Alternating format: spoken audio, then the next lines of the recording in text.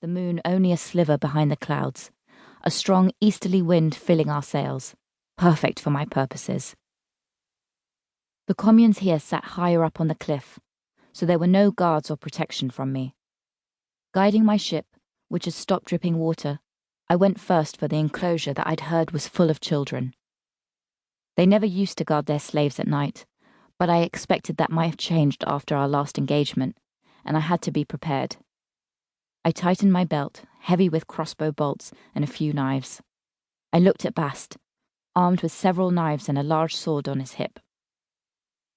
"See you in the skies, Aspasia," Bast told me with a grin. "See you in the skies," I responded. "Steady," I told Nika. She took a deep breath and I eased my power away from hers. The ship trembled in the air but drew to a halt, the wood creaking as we held still, the air curling in circles around the hull to hold it aloft as the sails luffed gently without the forward propulsion. I nodded to Bast, grabbed a long line and jumped off the edge of the ship with him. The air flew through my clothing and the long heavy ropes of my hair as we fell. I was invincible, master of the sky and air, and none could dare defy me, hurt me, enslave me.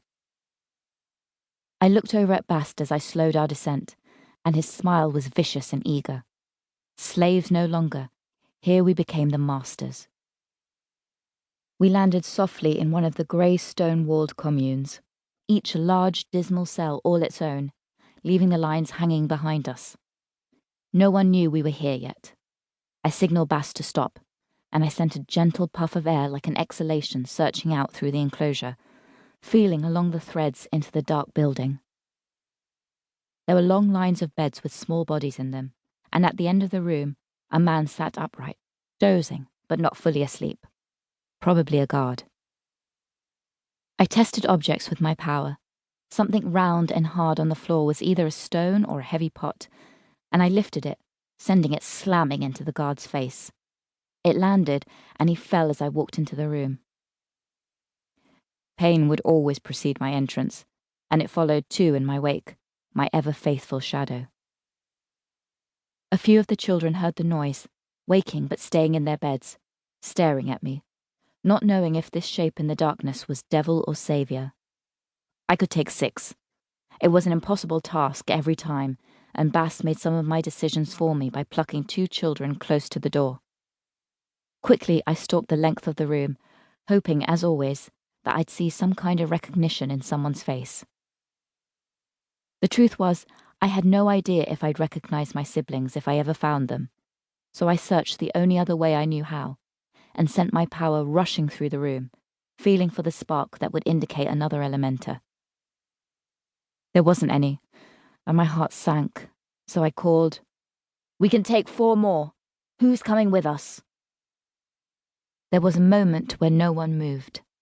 Then, like they agreed on it, several leaped from their beds. A boy pleaded with another boy not to leave, but he shook out of the other's grasp and came with me. Outside, the crew lowered the rowboat by ropes, and we stuffed it full of children.